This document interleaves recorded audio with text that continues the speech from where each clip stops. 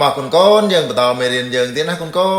នបើកសៀវភៅភាសាខ្មែរថ្នាក់ទី2ទំព័រទី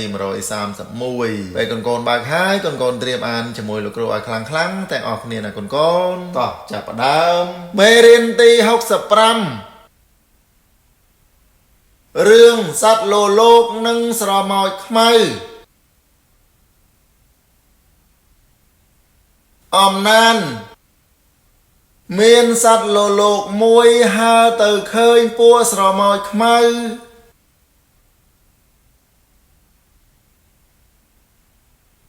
កំពុងលង់ទឹកហែលតោងគ្នាលោលោកមានចិត្តអាណិតក៏ពំមេឈើងាប់មួយមកដាក់ធ្វើជាស្ពានឲ្យស្រមោចទាំងនោះតោងវាឡើងមកលើគោកបានរួចផុតពីសេចក្តីស្លាប់ថ្ងៃមួយមានព្រានប្រមាញ់ម្នាក់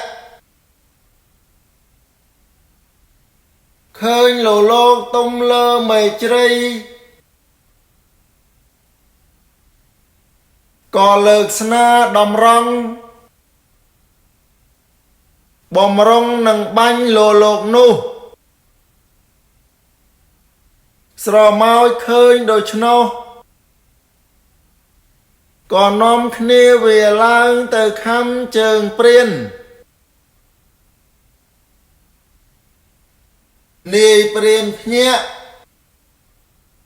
ក៏ទន្ទ្រាំជើងឮសូរដល់លោលោកដឹងខ្លួនក៏ហើរចេញទៅ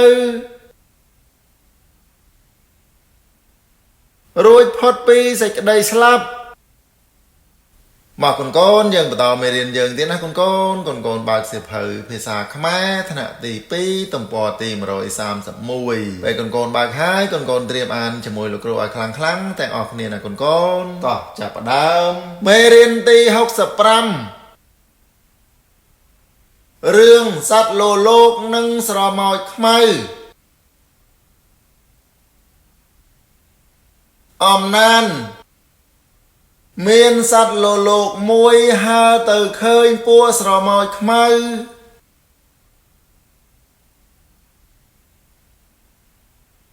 កំពុងលង់ទឹកហែលតោងគ្នា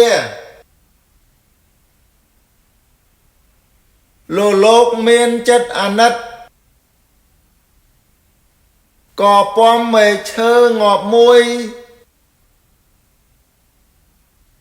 មកដាក់ធ្វើជាស្ពានឲ្យស្រមោចទាំងនោះ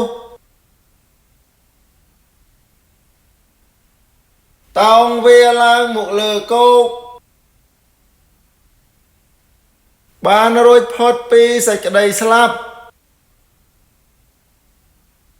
ថ្ងៃមួយមានព្រានប្រមាញ់ម្នាក់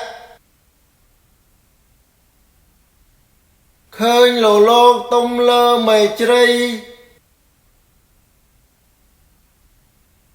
ក៏លើកស្នាដំរង់បំរុងនឹងបាញ់លោលោកនោះស្រមោចឃើញដូច្នោះក៏នាំគ្នាវាឡើងទៅខំជើងព្រាននាយព្រានភ្ញាក់ក៏ទន្ទ្រាំជើងឮសូរដល់លោលោកដឹងខ្លួនក៏ហើរចេញទៅរួចផុតពីសេចក្តីស្លាប់